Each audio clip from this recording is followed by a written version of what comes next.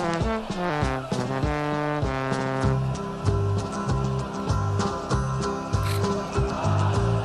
blue and white and we're looking good. You'll be in for a fight and we fight pretty good. Getting goals is our job and we get goals good. Looking good, we are Carlisle United.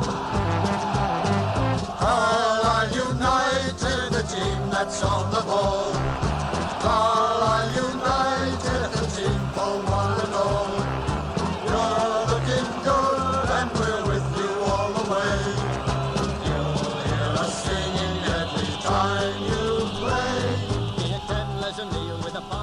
Tuesday night and the gates are low. Hello everyone and welcome to the Brunton Bugle, a podcast focusing on the trials and tribulations of Crawley United Football Club. From Clint Hill to Evan at Horwood and Ray Train to Sean Teal, we've got it covered. This is episode 22 and today we're going to be reviewing the excellent weekend victory over Crawley Town, looking ahead to a tough midweek trip to Wirral to face Tranmere Rovers, rounding up the latest news from Brunton Park, not much there, and taking a look at how ex-United players have got on over the weekend. I'm joined, as usual, by one of my regular co-hosts, and that's Dan McLennan today. Dan, how's it going? Yeah, not too bad. All the better for Saturday's performance. Oh, it's fantastic, wasn't it? Real breath of fresh air, I suppose, wouldn't you say? Yeah, just a shame we never got 5 or 6, which I think we probably deserved. I mean, we should have done really, wouldn't it? And it's a game that we were a bit worried about, because they had a really good run of home form, didn't they? And, you would never have guessed it. Based on the way we played, it was totally dominant. And it's one of our best grounds now, isn't it? In 8 games, 4 wins and 4 draws, I think it is now. Oh, it's incredible, isn't it? Really, the way we think. No, the one time we picked a goal, we picked the worst of the lot. I know. I really don't want to talk about that. Let's not talk about that one again, shall we? So, and I've got the easy link today. They've all played for Tranmere and Carlisle. Indeed they have. There's quite a few to pick from here. I'm annoyed because we haven't really got many players beginning with an I, because I was going to use Lloyd Eyston. And there's also Darius Kubicki played for both of us, and unfortunately we haven't got 2Ks, so bit of a shame that. But yeah, 4 nice names there. Nice to hear Sean Teal's name every now and then, isn't it? Decent player. Yeah, two good centre-backs towards the end of their career played for us there, isn't it? Hill and Teal. But yeah. Okay, let's get straight into the news section then, Dan. There's no breaking news today, unfortunately, so we're just going to go with one bit of news. That's the FA Youth Cup. So didn't have a chance. We sort of live commentated on this one, didn't we? Yeah, you did anyway. Chucked a few mentions in when we were recording the last episode. But, they were 2-1 up, I think, when we finished, and thankfully they managed to hold on. In fact, added another goal, didn't they? Made it 3-1. So the youth team are through to the third round, I think it is, of the FA Youth Cup. Yeah. With a 3-1 win over Bradford City at Brunton Park last Thursday. There was goals from Sam Fishburn, Adam Walton, and a loose bell penalty. They were enough to see off the Bantams. They knocked us out in this competition last season, didn't they? I think I don't know if it was the first or the second round, but it went to injury extra time that game. So nice to get it sorted in 90 minutes against one of the better sides, youth sides at our level at least. Anyway, so the academy side will now face Blackburn Rovers in the next round. And of course, there's a bit of a link there, isn't there, Dan? Yeah, Eric Kinder will know them very well, won't he? So yeah, so that's good stuff from the youth team. Well done to them, and hopefully you can get through to the next round again. It's in Brunton Park again, so should be on YouTube, I would have thought, this one. So yeah, like say, obviously I was watching it while we were recording the last episode. If you're able to, just put YouTube up on your TVs, phones, iPads, whatever, and you just literally click the official CUFC page, and it should be there to watch. And like say, I watched it on my telly. So it's happy days. Yeah, it was very, very enjoyable watch that was. Let's get straight in then to the match review then, Dan. Crawley Town 0, Crawley United 3. Pretty comprehensive stuff really, wasn't it? That early kickoff actually meant we jumped up into the top 3 for a little while, but results obviously, as you'd expect with teams up there, went in their favour and we dropped back down to 4th place. But we're now just 5 points behind first place Notts County. Sorry, Newport County. I was just promoting Notts County there to the Football League. And 1 point behind third place Cheltenham Town. Probably the best performance of the season so far. I'd say better than the Newport one, you reckon? Yeah. We kept a clean sheet. It was away from home. And as we've already said, we could and probably should have had 4, 5, maybe even 6. I mean, let's talk briefly about their manager, John Yems. We mentioned him in the preview, didn't we? And our expectation that he'd be a bit miserable after the game. He wasn't that miserable, but he was talking absolute nonsense, wasn't he? In some of his post-match comments, he said that when he was asked, I think, by their things, it was just a bad day at the office, and I think he said something along the lines of, well, I didn't think they were worthy of a 3-goal lead. I thought we had plenty of chances. We had look at the stats. Yeah. We had 12 shots on target. They had none. Yeah. Paul Farman could have put a deck chair out at times in the second half. Yeah, definitely. I mean, like I said, there's stats there. They had 6 shots in total. None of them were on target. We had 23 shots in total, 12 of which was on target. I mean, that's back to the stats we've seen for most of the seasons in terms of the shots we've been getting off. And corners dominated, obviously 82 as well. Yeah. The only thing Crawley were top of was fouls. Yeah, well, possession as well, slightly. Yeah. But I mean, it means nothing really, is it? When you're away from home, you expect to be behind in the possession. But yeah, it's like regarding possession stats. Tottenham beat Man City over the weekend, and I think one reporter said to Jose Mourinho, Manchester City had 80% of the ball, and instantly he just went, they can take the ball home, we've got the 3 points. It's right, you know. Yeah, exactly that. So yeah, I mean, let's get through some of the talking points, because I asked them to be Justin Fearnot group for people what they wanted us to talk about, and that's probably the busiest post we've done in terms of asking, isn't it? Yeah, There's so much quite people a to talk few, about, which is good, because people are so happy, aren't they, in terms of the way we're playing, and you can't really fault that. It's fantastic. First one up here, as usual, I put my amusing titles for these, haven't I? So it's Gordon Bennett.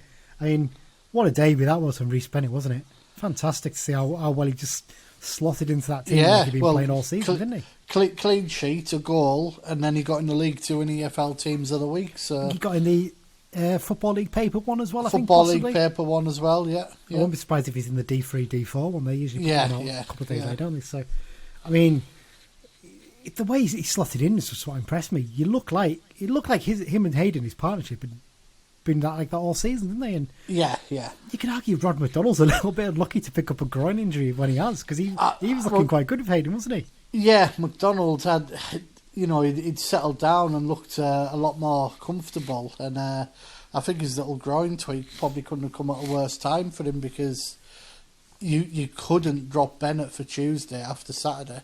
I mean, the way he kept Naddison quite well, I mean, we all know how good Naddison can be.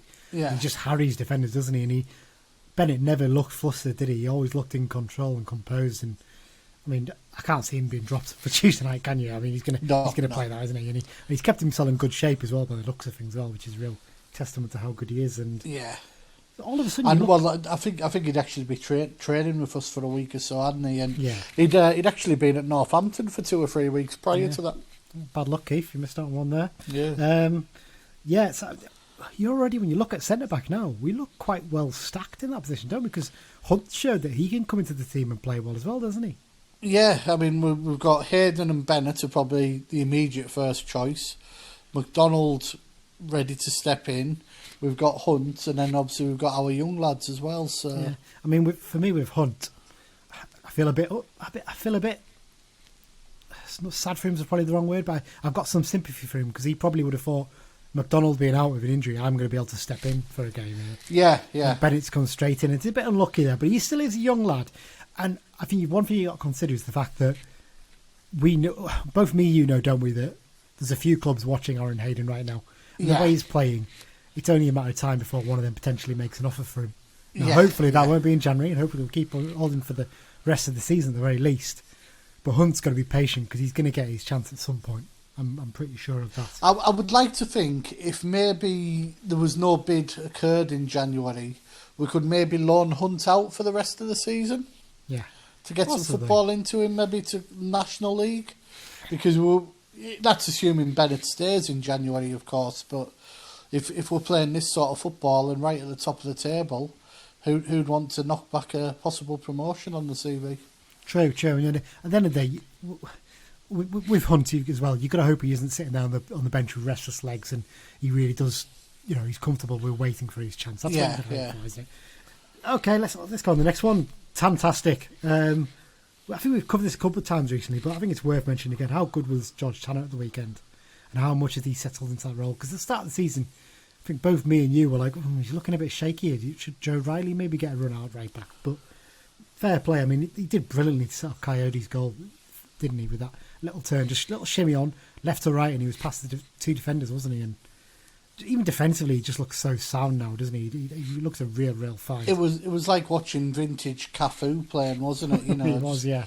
Bombing down the right and beating players and putting his ball in, and no, he was absolutely fantastic. He was voted man of the match on the official Carlisle Twitter, and he's basically starting to show us now the player that certainly I knew he could be when we signed him. I mean, I like I said in the summer, I knew several weeks before he was announced he was coming, and there was some pretty good clubs were after him in the summer, and he opted to come here knowing he would get football, and it's proven a wise decision for the young lad. It was actually his birthday last week, so happy birthday, George. Only 21, isn't he, as well? Yeah, only 21. It's another sign of how young our squad is right now. It's fantastic to see how well they're doing. I mean, you take Bennett, Farman and Alessandra, and even Toure out of the team. You've got a hell of a young team, haven't you? You're looking at under 24 for most of them. It's really good, real positive. That I genuinely think, similar to Hayden, we might struggle to keep hold of Tanner long term because he clearly got ability above this level, hasn't he? Yeah, you can tell he's had the grounding at the Man United Academy, can't you? Well, thankfully, he's on a 2-year deal, isn't he? So he hopefully will still be here next season when we're playing in League One at this rate. Okay, next up, JJ finds his mojo. We both sort of said, didn't we, last week, talking about Kayode. Hopefully that goal for Ireland under-21s will give him a little bit of a boost and pick his confidence up a bit. And it really did, didn't it, on Saturday? I thought he was excellent. Another one who had a really good performance. I think he got into one of the teams of the week from the Football League one, possibly, was it? I think you retweeted that one this early. Yeah. Playing back down the middle again with Toure back in the team. And he never got phased, did he, by two pretty rough centre-backs, isn't he? I mean, the referee... He did turn a blind eye a couple of times, didn't he, to some pretty naughty things from their centre-back who was marking him. Particularly that stamp. That was that's a red card any day of the week. And the ref's looking right at it, which is just bizarre. But he just looked... He took his goal confidently. He ran the line really well.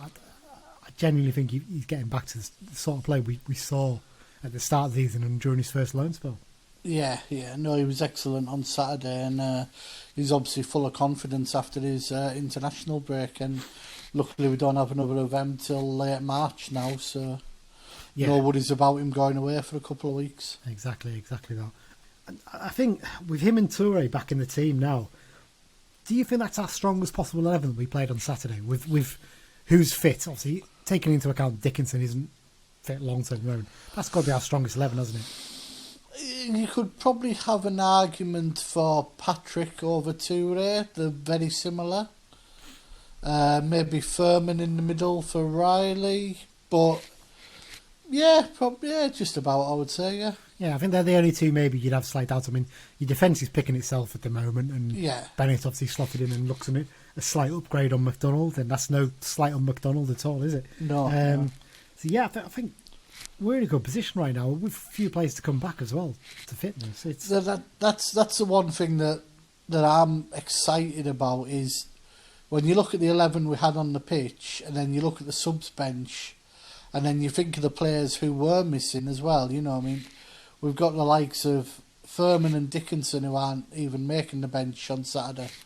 You've got Patrick on it. You've got Gavin Riley. You know, you've got Max Hunt was sat there. That'll probably be McDonald this time round. That's a good, solid, with options bench. And behind that, you've got a couple of good youngsters in Dixon and Charters ready to step in and fill a place on the bench. And you know they can come in and play. With the upgrade to 5 subs that we discussed last time as well, if our front three isn't firing by the hour, we can literally change the entire front three and have 3 fresh, full of running legs. And still have a couple in spare to use if we need. Which could tip tight games in our balance later in the season, you know. Yeah, definitely. Unsung heroes. I think this is one that someone raised in the Be Just and Fear Not group. I apologise if I haven't put your name down here. I'd normally like to mention them. But, while players like Toure, Kayode and Mersh are grabbing the headlines, do some of the unsung heroes in the squad deserve a bit more credit? I mean, the likes of Anderton, even Alessandra, Riley, Farman, all playing really well at the moment, aren't they? Yeah, you're hard pushed to find a bad performance certainly on Saturday.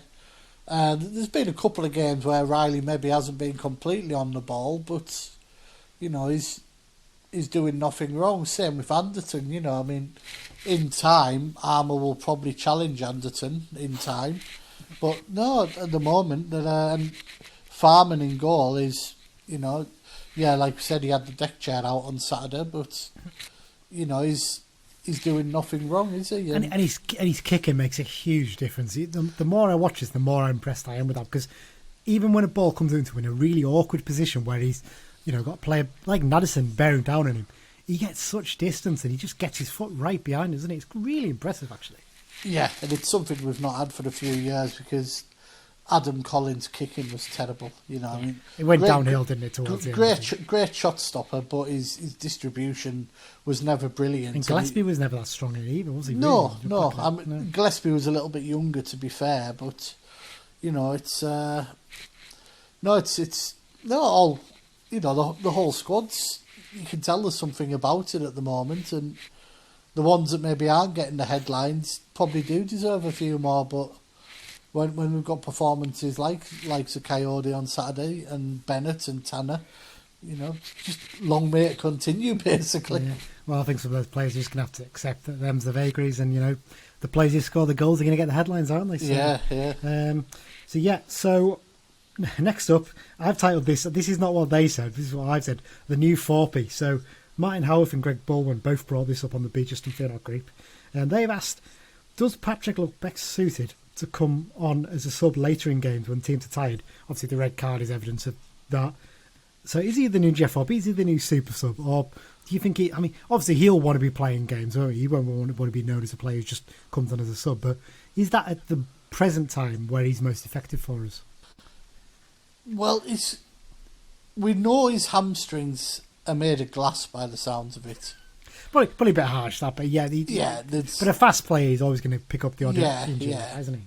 But like I've just said, with if we haven't scored after 60 minutes, we can basically interchange our front players, and there'll probably be periods at the moment, 2 days starting. In a month's time, it'll maybe be Patrick starting for 2 or 3 with 2 days coming off, and it's just good to have these options, isn't it? I think it's a bit too soon to class him as super sub, because, like you say, he'll want to play himself, and he'll no doubt get his chance when injuries come and players get rested, etc. But no, he's better than a super sub for me. Yeah, well, I tend to agree with that, actually. I think at the moment he's in a position where he can do that, but I think he's got enough ability, and he's shown enough when he has started games.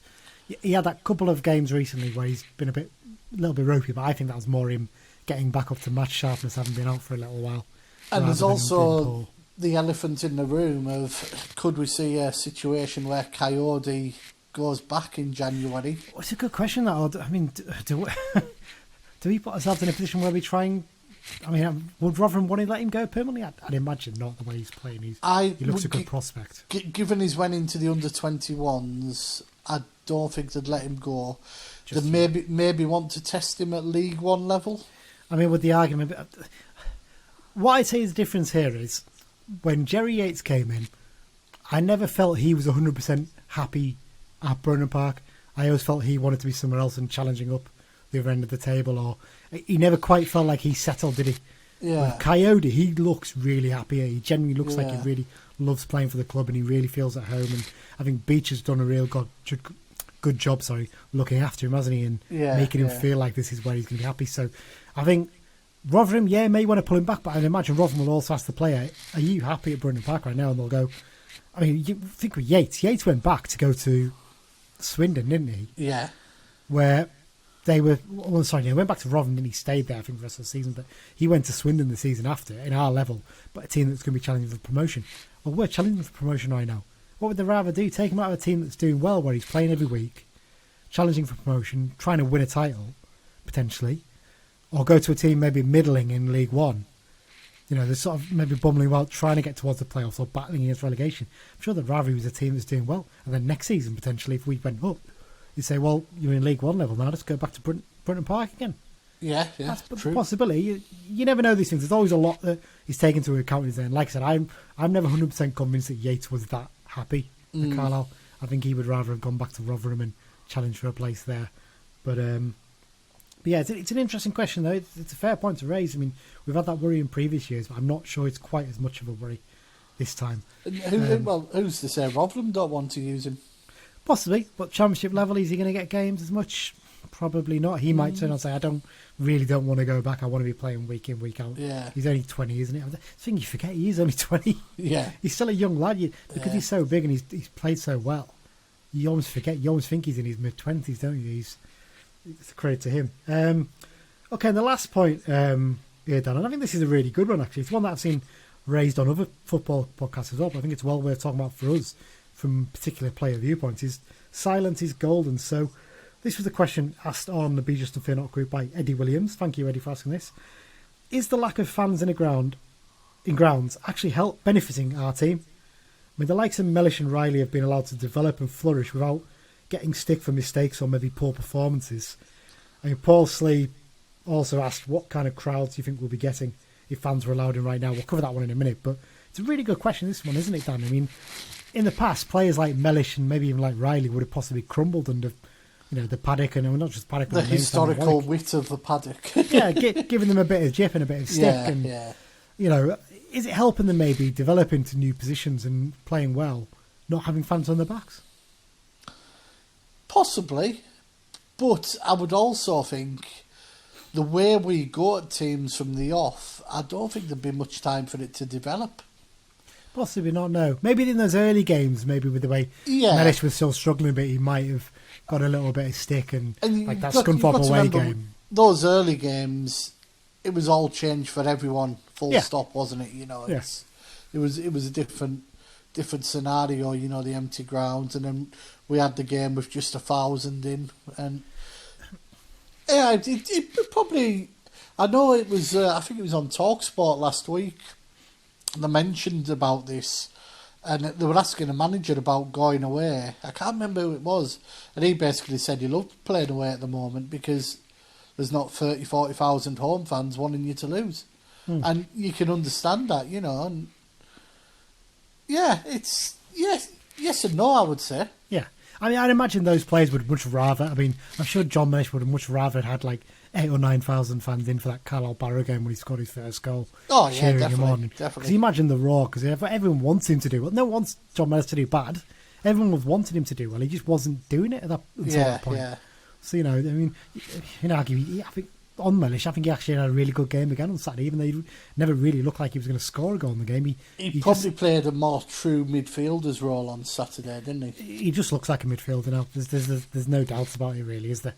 At the end of the day, that looks like his role now. I mean, put it this way: there's no regrets from Chris Beech, is there, about moving him into that position now? He's pretty happy with that.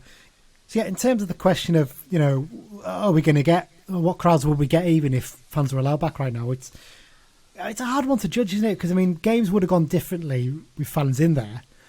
But I think if you look at that Barrow game, let's be honest, it probably would have been about a 7,000 or 9,000 crowd, wouldn't it? I'd think.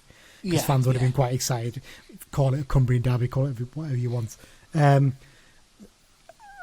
form we picked up on the back of that and the way we've been playing, I genuinely think you probably would have been looking at crowds about 6,000-7,000 right now. I think fans would have been excited. I'm probably going to say more 5,500, 6. Okay, fair enough.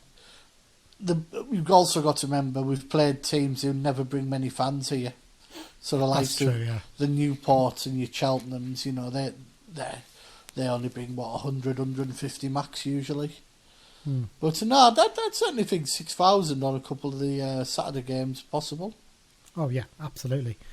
Well, I think that's pretty much it for the Crawley game, isn't it, Dan? I can't think of anything else to talk about from it. Can you? Just an all-round good performance from the team? Yeah, just a proper 9 out of 10 performance, wasn't it? And just as we keep saying, a shame we didn't hit 4 or 5. It's incredible, isn't it? I mean, you look at it now, we're already on 23 points at this stage. The way it's going, mathematically safe by Christmas, aren't we? So nothing to grumble about there. That is so Carlisle United, that. oh yeah, it is. Yeah.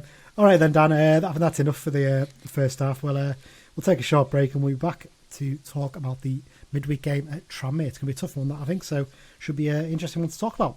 Back in just a short while.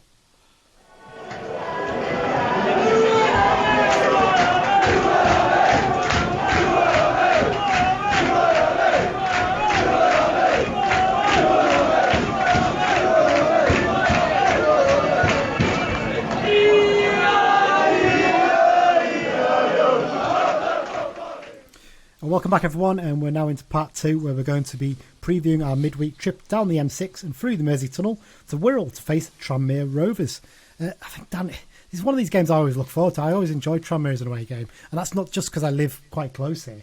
I mean, actually, when I was looking back at this, we haven't played them that much in the last 6 or 7 years, have we? Because we've all been in different divisions, really. They spent 3 years in the conference, so it's a bit of a weird one, isn't it? But it's always one that our fans seem to look forward to, don't they?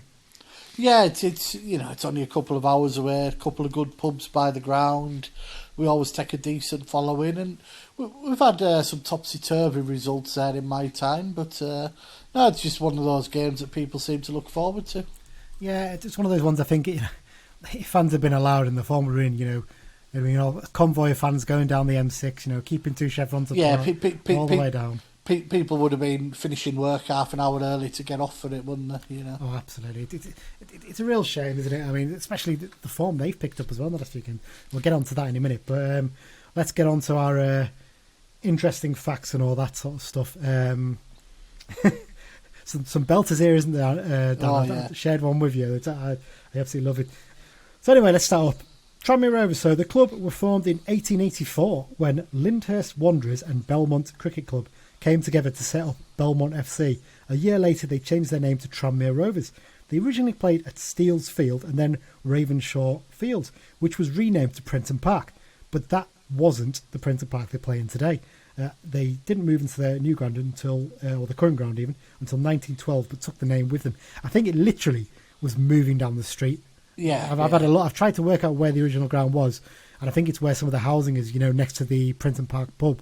Yes, I think it's basically that housing there was built and the ground was moved to where it is right now. I think they chose Prenton because it was a little bit snobby, I think, because it actually was in Tranmere, the original ground, but Prenton's a bit of a posher area of Wirral. So there you go. There's posh parts of the Wirral. Oh, believe me, there are some posh parts of the Wirral. There's someone who lives down here. That's one just for the Tranmere Rovers fans amongst my friends who are listening right now. Will be not impressed by me saying that, but there you go. Yeah. So they joined the Football League in 1921, 7 years before United. In the early years, their big rivals were New Brighton. Obviously, it's one of those grounds, and it would have been great to go there, because I think they played at the Tower Ground. They used to have a big tower in New Brighton, like the one in Blackpool. Yeah.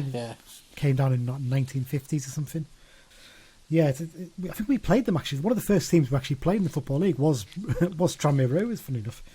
So their nickname is the Super Whites. Though throughout the years, they've flitted between blue with white trim and white with blue trim shirts, with white appearing to be the colour they currently settle on. One of those clubs, aren't they? They've always had fairly settled kit, but they sort of flitted between the two choices. Yeah. I would say most fans would say they're white, wouldn't they? Yeah. I think most fans would recognise that, wouldn't they? Yeah. One of their most successful spells was in the 1990s, where they made several trips to Wembley, inspired by the signing of John Aldridge from Real Sociedad for £250,000. Aldridge is still the club's second top scorer to this day, with 170 goals. It's one of those things, you always think of John Aldridge, you think of him for Liverpool, or you think of him for Tranmere, don't you? And I think we all remember him for that FA Cup game, don't we? Fantastic. Absolutely fantastic. He get sent off for abusing the linesman, didn't he, basically? Yeah, it was just... Player manager. it was called off on the Saturday, and it was due to the weather, and it was replayed, and it was a cold night, and it was just everything that went right for us that night did, and the sight of John Aldridge trudging off after the red card was fantastic. Yeah. He did a pretty good job, player manager there, though, didn't he? I think he kept them fairly stabilised in the Championship now. And I mean, they went to Wembley in the League Cup final, didn't they? I think they would beat, was it Leicester that beat them in that final? Yeah. Was it Tottenham? One of the two, I can't remember now. But funny enough, Clint Hill was playing for Tranmere back then as well, wasn't he? It was one of his first clubs. So successive relegations in 2013-14 and 2014-15 saw Rovers relegated to the Conference, or the National League as it is now, after 94 years in the Football League. It took them 3 seasons to return, thanks to a playoff final win over our old friends Boreham Wood in May 2018. I think we were all cheering on Tranmere that day. Yeah. They then managed what United did and got promoted straight up to League One at the end of the first attempt, but they were relegated again last season when the campaign ended early due to COVID-19. I think they were pretty unlucky. I mean, they were probably the most hard done by side, weren't they, in terms of relegation? I think it was 0.06 points they were relegated by at the end of the season, which is pretty bad luck for them, isn't it? Yeah. I mean, they made a lot of noise when they got relegated, and there was a little bit of sympathy, but the way they kept going on, I think it turned quite a few opposing fans off them. Yeah, there's always going to be the occasional loser in a specific set of circumstances which was sort of unheard of in the modern game, and. Sorry, Tranmere, it just happened to be you this time.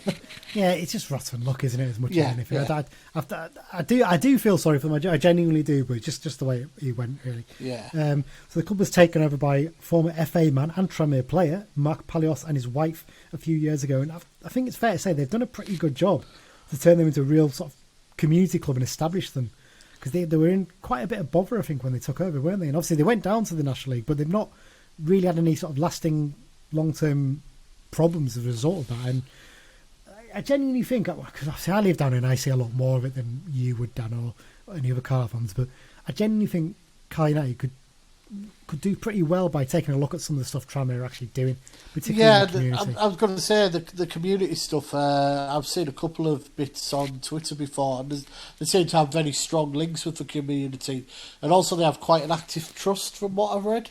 I think, yeah, and their supporters club as well is very active, and the way they look to maximise what they can get out of supporters on a match day as well is really impressive. They've set up like marquees in the car park and things like that, and having like mini beer festivals almost. And I know you're probably laughing at a bit there, Dan, remembering some of the things that Carl United have tried to do in terms of that. And was it the last game of the season we both went to, and it was just literally a small gazebo was the fan zone. It was just like a table and a chair with a gazebo. It looked like someone crazy had just turned up and plugged themselves down for a pint. It's one of those ones. I think as a club we do a lot of good stuff in the community. I've had no doubt about that. But I think sometimes when we look at some of the things in terms of linking with supporters, the club could do well to take a look at what Tranmere are doing. I genuinely think. I mean, they've got things like near the ground, like they work with the community to do like big murals and stuff, haven't they, on the club logo and stuff. And so yeah, there's a video that me and you really want to talk about, Dan, isn't it? It's a mural that's been done near Prenton Park, and it shows Prenton Park, and it shows two young Tranmere fans like standing next to each other, a boy and a girl, and one of them is handing over something that looks like an onion to the other, doesn't it? It's the most bizarre. Apparently it's a seashell, someone was telling me. That's what it is. It's because it's supposed to be like they're at the shore at Tranmere, but it's not actually that close to the seashore Tranmere Rovers ground, to be fair. Yeah, It's just one of the most bizarre things I've ever seen. But it's great, though. I mean, I always think, I look and think, the club own that house next to Brunton Park, don't they? The one that's... with the PlayStation. With the famous fixture board on. With the fixture board on it. Why not put a big mural up there or something, like some legends of the club? Get a local artist to do it and, give them some funding towards doing it. And it, people will get the photos taken. Or maybe they don't want people standing around there because cars come in all the time. I don't know. But, fans could get their photos taken in front of it. It would be a real sort of attraction. Wouldn't it? Coming in, you'd be like, oh my God, that's Brunton Park. Whereas at the moment, you drive right by and you don't really... I mean, how many people are going to see that fixture board driving by? I'm not really convinced, really. I suppose a homage to Paul Proudlock along the wall or something. That would be brilliant. Yeah, bit of Paul Proudlock, Keith Walden, stuff like that. Lovely stuff. Okay, well, let's get back onto the interesting facts because, like I said, there's a few here today. Tranmere Rovers are one of 10 different English clubs to have won the Welsh Cup. Back in the days when English clubs were still invited to take part. I think it stopped in '92. I think when the Welsh League was set up. Yeah, I think it was then, wasn't it? They beat Chester City, funny enough, in the 1935 final at Chester's Sealand Road ground.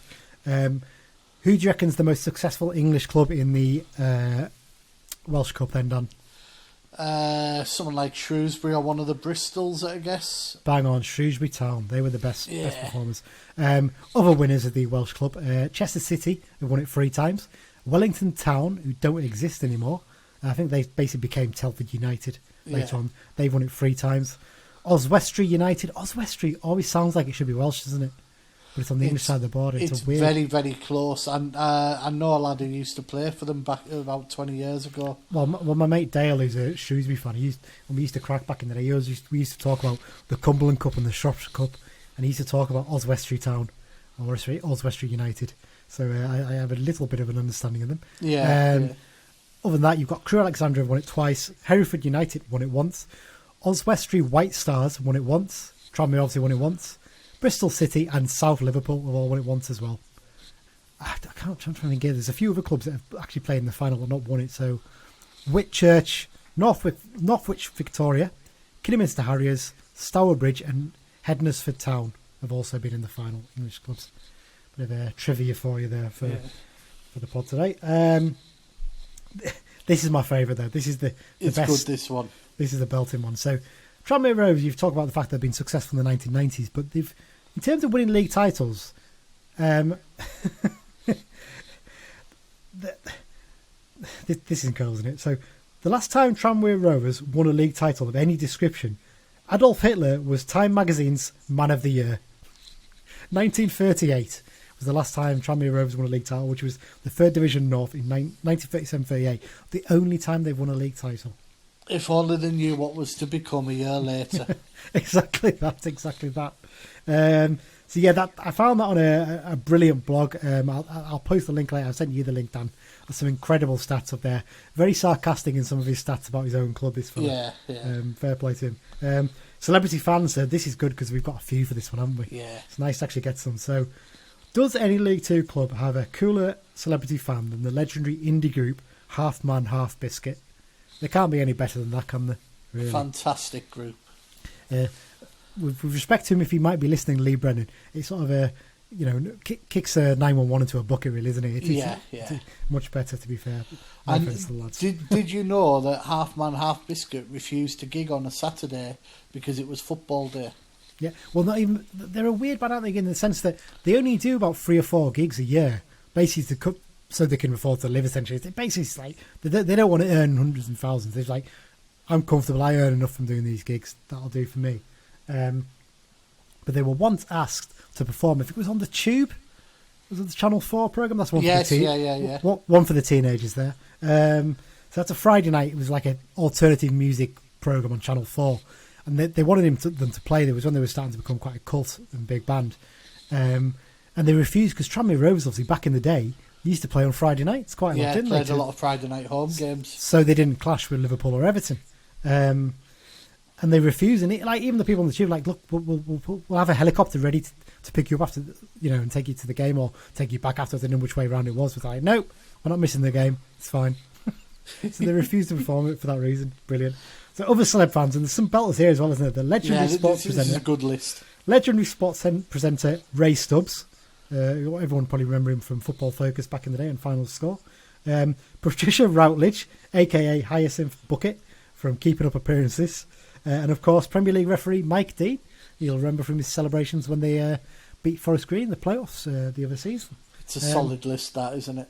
And there's a few left off that as well. I think, is it Glenda Jackson, the actress? Possibly as well was on there too. So, actress come politician, wasn't she? Yeah, indeed, you're right there. Correct. So head-to-heads, very balanced this, isn't it? Yeah, 34 wins for us, 34 wins for Tranmere, and 19 draws. In the league, we're slightly ahead. They've probably had a little bit more success in the FA Cup than us. But it's pretty much a dead heat, isn't it? It's incredible. I mean, last time out we played them was not a good day at the office, was it? We lost 3-0 at Tranmere a couple of years ago when they were on their way to promotion and we were slipping down the table under Stephen Presley, sadly. And they beat us twice that season as well. They really did perform well after coming up from the National League. So let's talk about Tranmere Rovers this season. So currently they find themselves in 13th place on 18 points with a record of played 13, won 5, drawn 3, lost 5, 16 goals against 5 and goal difference of +1. Whoa, your maths is coming into play here. Eh? How can 16 and 5 equal +1? Sorry, against 15. I've typo in the running order. Thank you there, Dan, for making me look a bit daft. I do that myself, actually, don't I, really? We'll soon be launching Maths with Lee Rooney as an alternate podcast. Yeah, that's on the specials, isn't it? Yeah. It's embarrassing this because I genuinely, you're not going to believe it, I did get A in GCSE Maths. And my GCSE maths teacher was my form teacher in A-level, and I didn't take maths at A-level, and he was really disappointed with me for not taking it. There's probably should have done now. Would have probably been a bit better at it now, wouldn't I? Okay, so after a poor start to the season, their form's picked up recently, and in the form table of the last 6 games, they are third with 4 wins and 2 defeats. I mean, they had a real wretched start under Mike Jackson, didn't they? The old manager at the start of the season. They really, really struggled. They put in a performance that even eclipsed United at the weekend as they hammered Grimsby Town 5-0 at Prenton Park. I think they were 4-0 up in about 30-odd minutes, weren't they? 34 minutes, it was incredible. I think the 5th in comes to the 85th, so they probably just eased off second half and took it easy, knowing they had a game against us on Tuesday night to follow up. So, manager, so this one comes in fresh, doesn't it? So this is a real sort of narrative to the game, isn't it? Saturday night's headline of the League 2 sort of thing, wasn't it? Yeah, so it's a master versus apprentice on Tuesday night. So Keith Hill is the new Tranmere manager. So Beech's former boss, when he was at Rochdale as assistant manager, was appointed as Tranmere manager after Rovers' impressive weekend win. He will be assisted by Ian Dawes and Andy Parkinson, who have been in caretaker charge of the last 3 games and oversaw 3 straight wins. It's interesting. I was looked at the tweet that Tranmere Rovers put out to announce this, and it was a hell of a bad reaction from the Tranmere fans. And genuinely, if he'd been appointed Carlisle manager when, let's say, he wasn't Bolton manager at that time, he was appointed Carlisle manager when Presley left, I would have been delighted. Would you? I think most fans would be. It was a very mixed bag when it was announced. Some of the tweets, I don't know quite who they were expecting, because I'll tell you something. Paul Ince was low in the betting. I'd rather have Keith Hill than Paul Ince.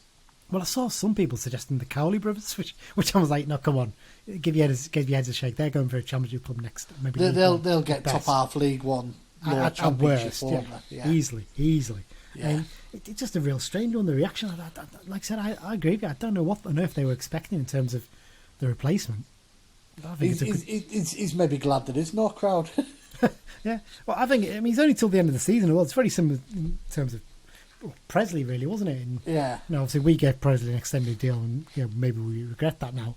But if it doesn't work out, they've not had a great start to the season, and he's keeping on the 2 assistants as well, which would hope would, because obviously you can't have Beech as his assistant now because Beech is a main man, isn't he? So yeah, I genuinely think it's a good appointment for them, and I think there's a little bit of needle between Bolton and Tranmere for some weird reason. I don't know why there's a rivalry there. I don't know if that goes back to the days of when Bolton were in, what was the 2nd division, and so were Tranmere in the 90s possibly, but bit of an odd one that.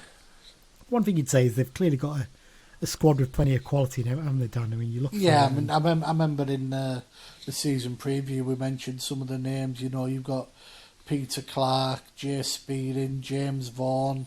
They're all players who know what it's about. Yeah, obviously they kept Ollie Banks as well, who's a good player at this level. Yeah, solid players for League 2. And Liam Feeney, and I think is it Manny Monte, who looked really good when we played against them a couple of years ago, actually, to be fair. Yeah. And of course, they've had another recent signing, similar to the way we've got Rhys Bennett. They've picked up Danny Lloyd, who was let go by Peterborough at the end of last season. Bit surprising that no one picked him up sooner, really, because he's a player who's shown he can do it at League 1 level with Peterborough. And, he can play either wing, play down the middle. He's a tricky little player. I think he's a really good signing for Tranmere, actually. I think he's a player who could really help kick them on for the rest of the season. Definitely. They'll be hoping a bit of bounce factor with Hill, and that's definitely a good, similar to Bennett for us, really, isn't it? Yeah. The only ex-United player in their squad is defender Mark Ellis. Someone I think both you and me agree that was a little bit underused by Curl, wasn't he? I think he's shown that he can play at a bit higher level. He obviously played well for Tranmere last season in League 1 by all accounts, so maybe a little bit hard done by. He was one of the ones. Yeah, I think most Carlisle fans realise he was maybe treated a bit harshly, and well, he was given a 2.5-year deal when we signed him, which was, I think, the longest deal that Curl gave anyone. Yeah. And then proceeded to, I think, drop him about 2 months later. Yeah, he almost seemed to be a bit of a scapegoat which was undeserved, wasn't it?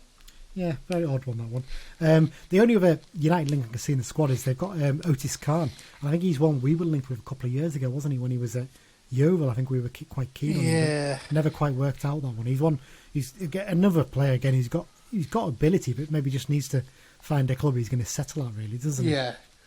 Yeah, because he never really quite did it at Mansfield last season. No. Okay, United team news. Rod McDonald, obviously he missed the weekend trip to Crawley with groin injury, picked up in training, but seemed, Dan, doesn't it? The Beech suggested that he might be available for this one, possibly. Yeah, I think it's one of those where he's had a niggle, and 6 or 7 hours on a bus probably isn't the best preparation recovery for it. Makes sense for him to miss that. Yeah, well, it would be harsh on Hunt if he was dropped again from McDonald, but McDonald is more senior, so you think it's more like he'll feature on the bench if he is available. So Furman was rested for the trip to Crawley, wasn't he? Similar one. With all that travelling, you don't really want him sat on a bus. We did wonder if this was possible because, he's flown to South Africa, then he's had a game there. He's flown to Sao Tome and Principe, probably back to South Africa. Then he's flown back to the UK, and he's probably shattered, to be quite honest. I would point out he didn't go to Sao Tome and Principe because they played both games in South Africa. Oh, did they? Yeah, I think it was for logistic and coronavirus reasons. Yeah, they thought it makes more sense to play both. So it was an away game, but it was actually played in Port Elizabeth, something like that. So yeah, but even so, he's travelled halfway around the world, hasn't he? Twice. Yeah. So you don't really want to be risking him if you don't have to, do you? So no. So I mean, we've shown we've comfortably got enough depth in the team for players to come in and do the job. So Furman, I'd imagine he probably will come back onto the bench for this one. Maybe drop Armour possibly for it. Divine maybe.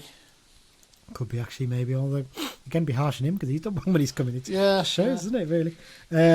Conor Malley's not going to be involved for a while, we don't think, with his foot injury.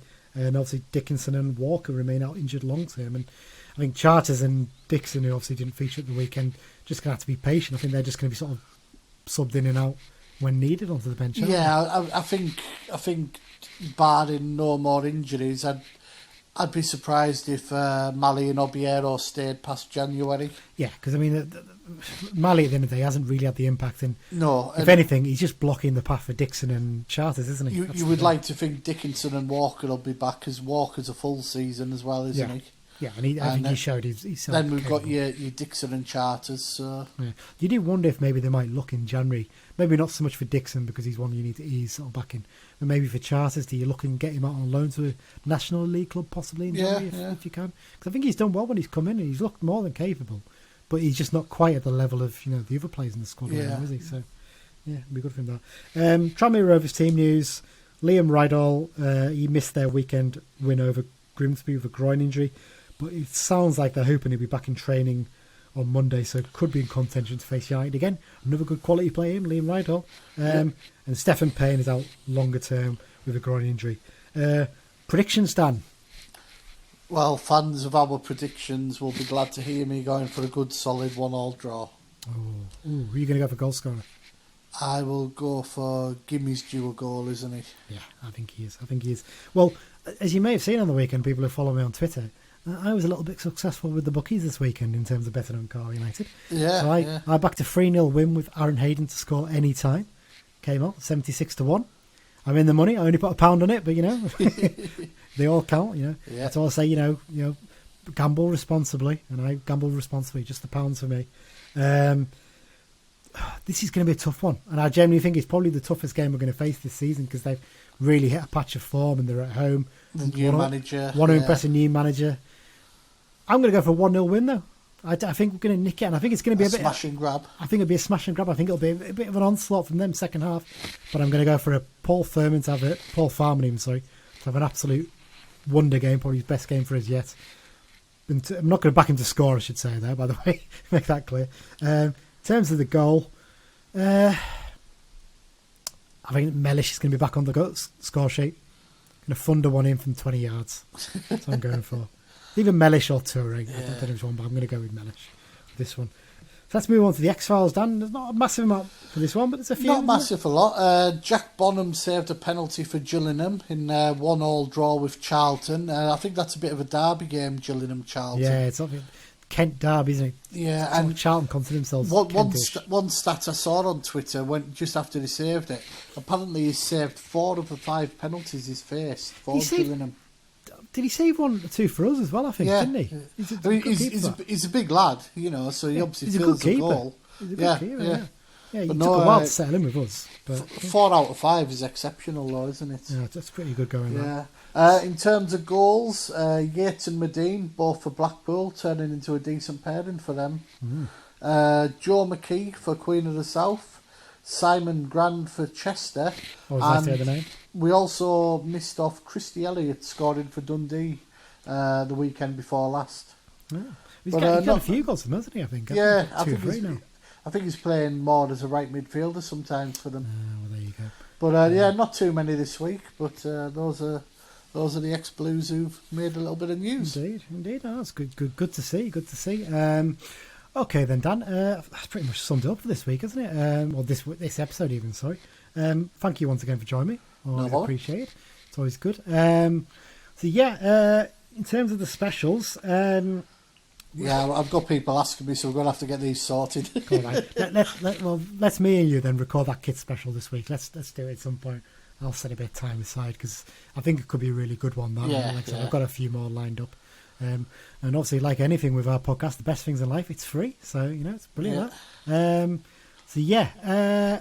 So if you've got any comments or feedback or anything you'd like to suggest we discuss, please send them in via Twitter to @BruntonBugle or by email to bruntonbugle@gmail.com. If you haven't already, please remember you can subscribe to the podcast via all good podcast apps, including Acast, Spotify, Apple Podcasts, and Google Podcasts.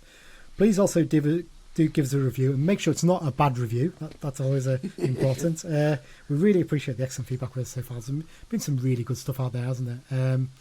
In terms of the map, nothing new there, I don't think, Dan. I think we're still the same. Just having a look around some of the other countries and the places where people are listening. And,